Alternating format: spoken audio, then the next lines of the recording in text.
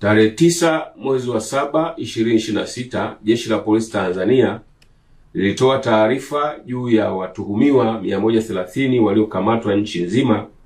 kutokana na tuhuma za kupanga na kuhamasisha vitendo vya kihalifu. Watuhumiwa hao waliokuwa wamekamatwa kutokana na ufuatiliaji uliokuwa unafanywa na vyombo vya ulinzi na usalama katika majukwaa mbalimbali yakiwepo ya mitandao ya kijamii na kubaini wakipanga na kuhamasisha fujo na vurugu kupitia maandamano yasiyofuata sheria za nchi. Ushahidi uliokusanywa kupitia njia mbalimbali ulionyesha kuwepo kula njama,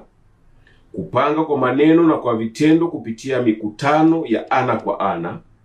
mijadala ya klabu za mitandaoni ambayo hata waliofanikiwa kuingia waliyasikia,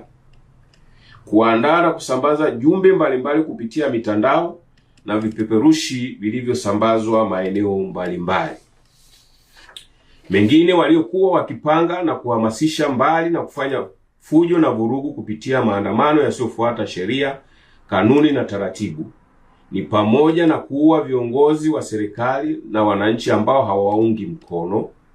kuchoma shule moto ili kuleta hofu na taharuki kwa wazazi na walezi, kulipua transforma za umeme ili nchi iwe gizani, kukata miti ili kufunga barabara, kuzuia vyombo vya ulinzi na usalama washindwe kufika kwa haraka, kuzuia na kutoa msaada wa kiusalama maeneo ambayo walitakuwa wakifanya vitendo vya kihalifu, kuharibu na kuchoma moto mali za umma na watu binafsi waliokuwa wamewalenga, kushambulia askari wa vyombo vya ulinzi na usalama ili kuwapora silaha wazitumie kufanikisha malengo waliokuwa wamepanga. Vitendo kama hivi, kulingana na ushahidi uliokusanywa, unaonyesha uwepo wa tuhuma za makosa ya kigaidi. Kwa mujibu wa sheria, vitendo vya kigaidi kwa uchache ni pamoja na kula njama, kupanga na kuhamasisha kufanya vitendo vyenye kujenga hofu ili kusababisha hofu kubwa kwa watu,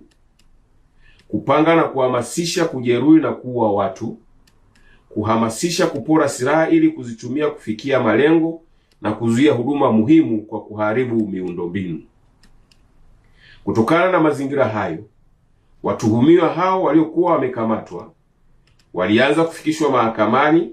na hadi sasa waliofikishwa mahakamani ni 36, wakiwepo 4 waliokamatwa na vilipuzi 155 huko mkoani Iringa. Wengine wataendelea kufikishwa mahakamani, wakiwepo wale wanaoendelea kutafutwa kutokana na ushahidi uliokusanywa. Jeshi la Polisi kwa kushirikiana na vyombo vingine vya ulinzi na usalama litaendelea kutekeleza majukumu yake kwa weledi mkubwa kuhakikisha Watanzania na taifa linaendelea kuwa salama.